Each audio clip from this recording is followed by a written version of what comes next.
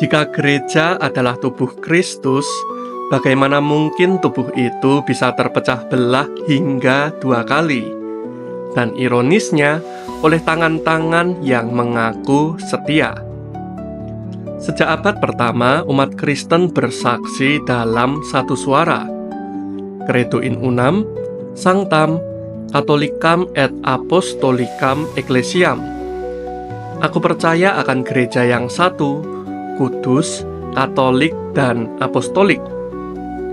Tapi sejarah mengajarkan bahwa iman dan kenyataan kadang berjalan bertentangan. 2 kali dalam lintasan sejarah, pengakuan itu seakan hanya angin lalu saja. Pertama, tahun 1054, Gereja Latin di barat dan Gereja Yunani di timur saling mengekskomunikasi, memutuskan persekutuan setelah berabad-abad mengalami ketegangan. Kedua, pada tahun 1517, seorang biarawan Agustinian bernama Martin Luther memakukan 95 tesis di pintu gereja Wittenberg, dan dunia kekristenan tak pernah sama lagi. 2 luka besar, 2 robekan dalam tubuh yang diyakini kudus, dan keduanya menyisakan jejak luka yang hingga kini belum sepenuhnya sembuh. Yesus dalam Yohanes 17 berdoa, "Aku telah memberikan kepada mereka kemuliaan yang Engkau berikan kepadaku, supaya mereka menjadi satu.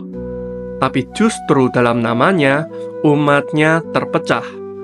Doa yang suci menjadi jejak luka, dan kesatuan yang diharapkan berubah jadi label yang memisahkan. Mari kita bahas akar perpecahan ini dari sudut pandang sejarah, iman, dan keyakinan kedua sisi secara berimbang, bersama Petrus di Awam Tebar Garam. Apa sebenarnya makna gereja yang satu? Kesatuan dalam gereja bukan sekedar organisasi pusat atau seragamnya liturgi, melainkan persekutuan dalam iman, sakramen, dan kasih. Konsili Vatikan II menyebut gereja sebagai mysterium communionis, misteri persekutuan. Tapi sejarah adalah medan spiritual yang tak steril. Di dalamnya, iman bersinggungan dengan bahasa, politik, budaya, bahkan ego manusia.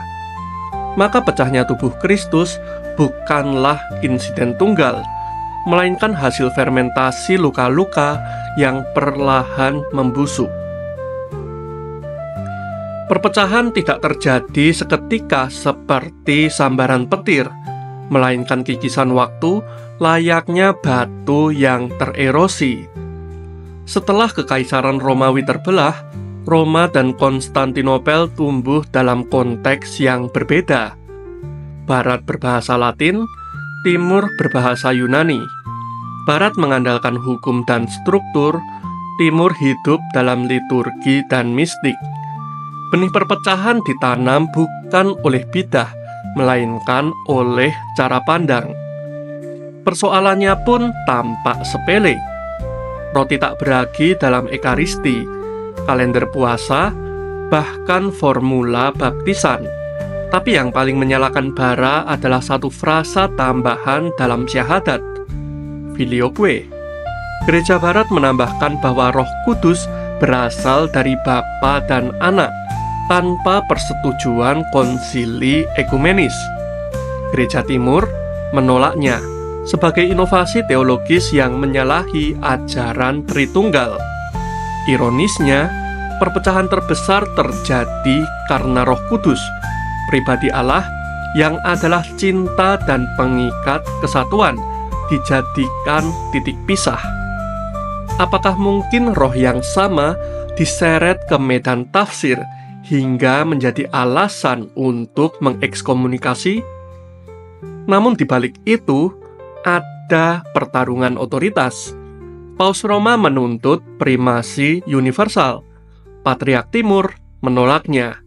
Maka pada 1054, Sebuah delegasi Vatikan yang dipimpin Kardinal Humbertus menyerahkan surat ekskomunikasi kepada Patriark Michael Cerularius di Hagia Sophia.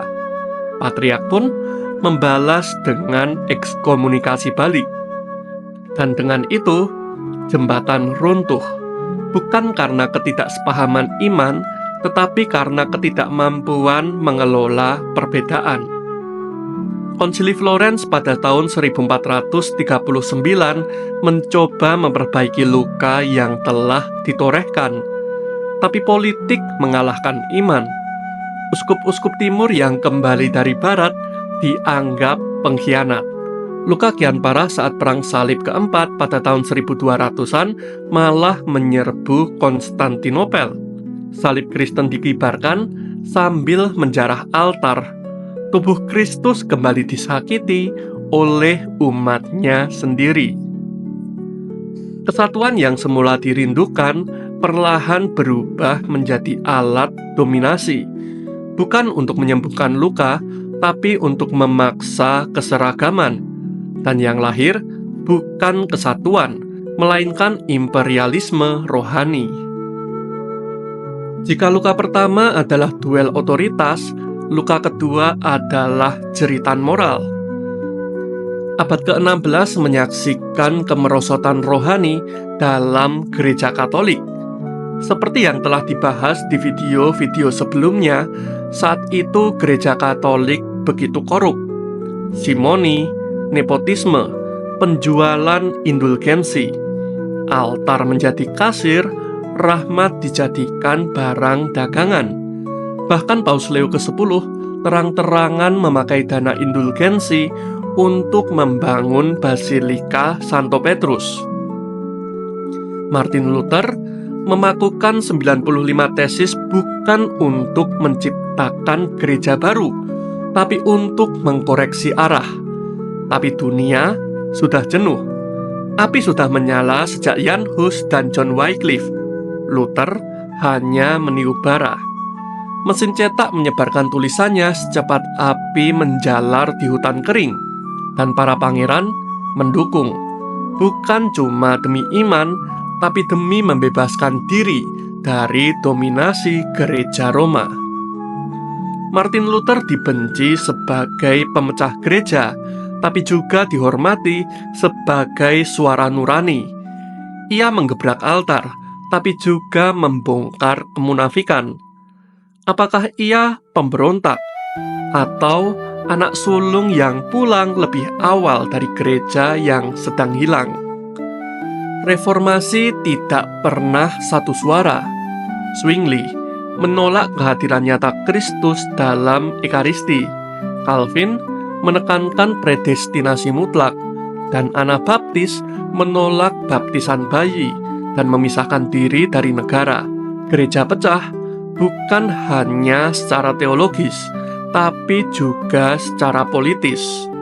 Lalu, bagaimana gereja Katolik menanggapi perpecahan itu? Dengan kesadaran penuh, gereja Katolik belajar melakukan pertobatan. Konsili Trente bukan hanya menolak ajaran Protestan, tapi juga memperbarui dirinya, membenahi formasi imam, memperjelas ajaran, dan mengembalikan kesakralan liturgi. Tapi darah sudah tumpah. Perang 30 tahun menunjukkan bahwa ketika iman dijadikan senjata, maka salib berubah menjadi tombak. Lantas, apakah gereja gagal menjaga kesatuannya? Mungkin yang lebih tepat, manusia gagal menjaga kerendahan hatinya. Santo Agustinus menyebut gereja sebagai corpus permixtum, artinya percampuran antara kudus dan berdosa. Maka sejarah gereja adalah sejarah ziarah, bukan sejarah tanpa cacat.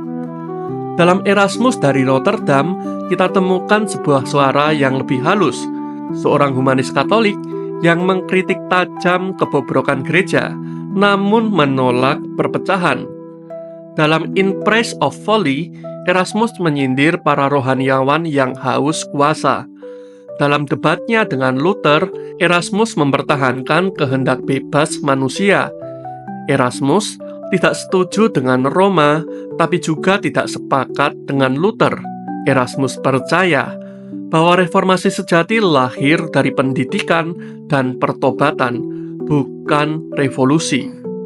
Tapi dunia lebih suka suara palu ketimbang bisikan akal.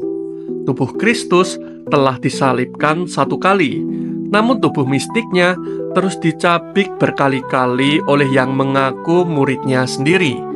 Ironisnya, luka itu sering dibuat bukan oleh musuh, melainkan oleh sahabat dekat yang berebut kebenaran.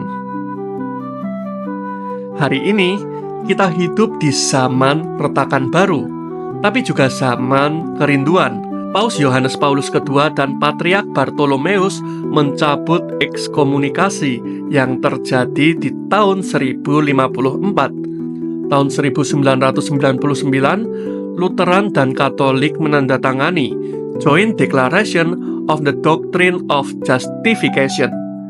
Tembok memang belum runtuh, tapi sudah retak-retak oleh kasih yang diam-diam bekerja. Dan kini muncul harapan baru. Paus Leo ke-14 dengan motonya In Illo Uno Unum. Dalam Dia yang satu, kita adalah satu. Menghadirkan gema profetik bagi zaman ini, bukan sekedar kesatuan administratif, tapi kesatuan spiritual. Sebuah kesatuan yang tidak meniadakan perbedaan, tapi merayakannya dalam cinta yang sama. Tembok-tembok doktrin mungkin tak bisa dirobohkan oleh konsili atau hanya sekedar surat pernyataan, tapi bisa runtuh oleh persahabatan diam-diam, kasih yang tak menuntut syarat, dan liturgi yang dirayakan bersama-sama dalam sunyi. Namun, mari kita jujur, apakah kita sungguh merindukan kesatuan atau hanya ingin kenyamanan? Tubuh Kristus pernah disalib, dan tubuh mistiknya pun pernah tercabik-cabik. Tapi dari sisi yang tertusuk, mengalir air dan darah, sebuah tanda kehidupan yang baru. Pertanyaannya bukan lagi mengapa gereja terpecah, tapi apakah kita masih merindukan kesatuan sejati? Atau kita justru mulai menikmati denominasi yang memanjakan selera tanpa lagi menantang hati nurani. Karena barangkali luka terbesar bukanlah perpecahan, tapi ketika perpecahan tak lagi membuat kita menangis. Dan sejarah, sesakit apapun adalah cara Tuhan menyadarkan kita bahwa manusia dengan segala egonya selalu penuh kerapuhan. Maka kita diajak untuk terus mengkritisi hierarki, namun tetap taat pada ajaran gereja yang kudus, satu, dan apostolik, demi kesatuan tubuh Kristus di masa mendatang. Jika kamu merasa tema ini menggugah dan perlu dibahas lebih dalam tentang luka, sejarah, dan harapan gereja, mari teruskan dialog ini. Tinggalkan komentarmu, klik like jika kamu peduli akan masa depan gereja, dan jangan lupa subscribe untuk menyelami lebih banyak permenungan. Bersama Petrus di Awam Tebar Garam, dalam temaram berpikir semakin mendalam.